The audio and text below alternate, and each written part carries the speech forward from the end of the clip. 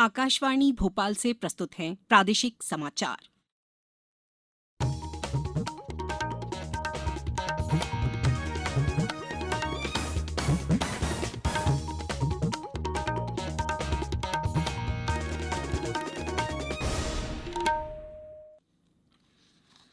नमस्कार, समाचारों के साथ मैं राना शाहिद। पहले इस बुलेटिन के मुख्य समाचार। विदेश यात्रा के पहले चरण में राष्ट्रपति रामनाथ कोविंद किंगस्टन पहुंचे। जमैका के गवर्नर जनरल ने किया भव्य स्वागत। प्रधानमंत्री नरेंद्र मोदी पड़ोसी देश नेपाल के दौरे पर लुम्बिनी में अनेक कार्यक्रमों में शामिल होंगे। संबल योजना के नए स्वरूप का मुख्यमंत्री आज करेंगे शुभारंभ।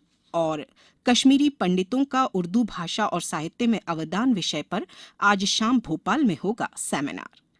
अब समाचार विस्तार से।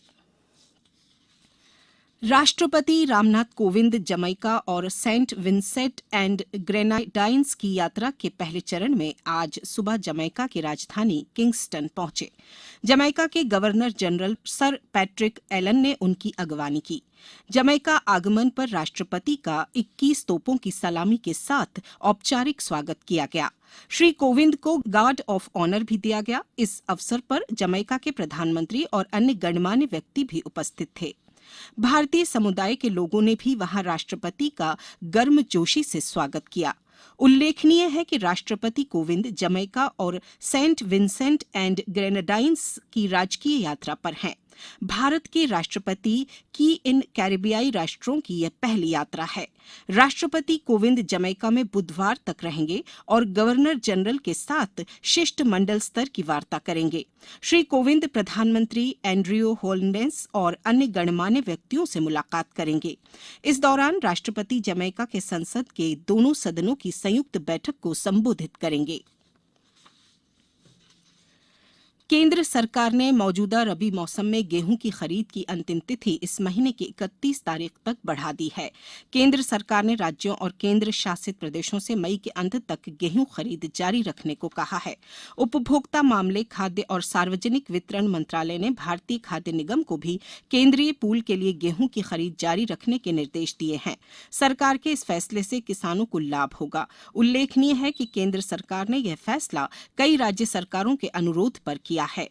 आधिकारिक सूत्रों के अनुसार मध्य प्रदेश, हरियाणा, पंजाब, उत्तर प्रदेश, उत्तराखंड, हिमाचल प्रदेश, जम्मू कश्मीर, गुजरात, बिहार और राजस्थान में केंद्रीय पूल के लिए वर्ष 2022-23 की रबी मौसम की खरीद सुचारू रूप से चल रही है। प्रधानमंत्री नरेंद्र मोदी आज बुद्ध पूर्णिमा के अवसर पर नेपाल के लुम्बिनी के दौरे पर रहेंगे। श्री मोदी लुम्बिनी मठ क्षेत्र के भीतर बौद्ध संस्कृति और विरासत से जुड़े निर्माण कार्य के शिलान्यास समारोह में भाग लेंगे। वह पवित्र मायादेवी मंदिर में पूजा अर्चना भी करेंगे। श्री मोदी वहां लुम्बिनी डेवलपमेंट ट्रस्ट द्वारा आयोजित बुद्ध जयंती कार्यक्रम को भी संबोधित करेंगे। उल्लेखनीय है कि भारत सरकार के संस्कृति मंत्रालय के वित्तीय सहयोग से लुम्बिनी डेवलपमेंट ट्रस्ट के तहत अंतर्राष्ट्रीय बौद्ध परिसंघ भारत अंतर्राष्ट्रीय बौद्ध संस्कृति और विरासत केंद्र का निर्माण किया जा रहा है। भारतीय जनता पार्टी के अध्यक्ष जगत प्रकाश नड्डा आज 14 देशों के राजनयिक प्रमुखों के साथ नई दिल्ली में पार्टी मुख्यालय में बातचीत करेंगे। यह बातचीत श्री नड्डा द्वारा शुरू किए गए कार्यक्रम भाजपा को जानो पहल का एक हिस्सा है। 6 अप्रैल को भाजपा के स्थापना दिवस पर श्री नड्डा ने विशेष रूप से विदेशी नागरिकों को संबोधित करने के लिए नई पहल भाजपा को जानो की शुरुआत की और दुनिया के 13 देशों के राजनयिक प्रमुखों के साथ बातचीत की। भारतीय जनता पार्टी भविष्य में भी विदेशी राजनयिकों के छोटे समूहों के साथ इस तरह की बातचीत जारी रखेंगे।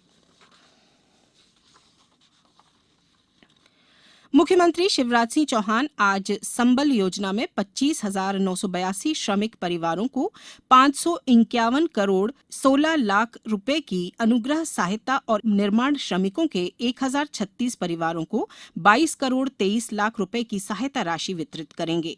श्री चौहान योजना को और अधिक हितग्राही मूलक बनाने के लिए संबल 2.0 पोर्टल का शुभारंभ भी करेंगे।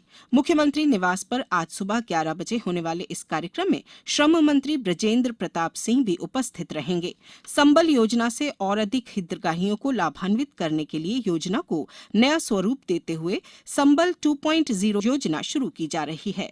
योजना में प्रदेश के तेंदुपत्ता संग्राहकों श्रमिकों को भी असंगठित श्रमिकों की श्रेणी में सम्मिलित किया जाएगा। संबल 2.0 में आवेदन एमपी ऑनलाइन अथवा लोक सेवा केंद्रों से किए जाने और आवेदन की जानकारी श्रमिक के मोबाइल पर एसएमएस अथवा व्हाट्सएप पर देने का प्रावधान किया गया है। इस योजना में वे श्रमिक भी नए सिरे से आवेदन कर सकेंगे जो पहले अपात्र घोषित किए गए थे। अब समाचारों में वक्त है एक ब्रेक का। ये समाचार आप आकाशवाणी भोपाल से सुन रहे हैं। हमारे समाचारों को अब आप कभी भी और कहीं भी अपनी सुविधा के अनुसार सुन सकते हैं। ये समाचार बुलेटिन यूट्यूब, ट्विटर और फेसबुक पर AIR न्यूज भोपाल पेज पर सुने जा सकते हैं। इसके अलावा आप हमारी वेबसाइट newsonair.com पर या AIR न्यूज ऐप पर भी समाचार सुन सकते हैं। ब्रेक के बाद समाचारों में एक बार फिर आपका स्वागत है। आज बुद्ध पूर्णिमा है। यह पावन दिवस भगवान बुद्ध के जन्म बोधगया में महाबोधि वृक्ष के नीचे बोधि प्राप्ति और कुशीनगर में महापरिनिर्वाण से जुड़ा है। इस अवसर पर प्रदेश में भी अनेक कार्यक्रम आयोजित किए जा रहे हैं। भोपाल के कोलार रोड स्थित बुद्ध भूमि महाविहार, तुलसी नगर स्थित करुणा बुद्ध विहार में बुद्ध वंदना, मंगल मैत्री, धम्म देशना सहित अनेक धार्मिक आयोजन होंगे। संस्कृति विभाग की उर्दू अकादमी द्वारा कश्मीरी पंडितों का उर्दू भाषा व साहित्य में अवदान विषय पर सेमिनार, कहानी पाठ, मुशायरा एवं पुस्तक विमोचन आज शाम 4 बजे भोपाल के रविन्द्र भवन स्थित कन्वेंशन सेंटर में होगा। अकादमी की निदेशक डॉक्टर नुसरत मेहंदी ने बताया कि कश्मीरी पंडित कई दशकों से उर्दू साहित्य की प्रत्येक विद्या पर निरंतर कार्य कर रहे हैं। उन्होंने उर्दू भाषा को अपनी सृजनशीलता के माध्यम से अत्यधिक समृद्ध बनाया है।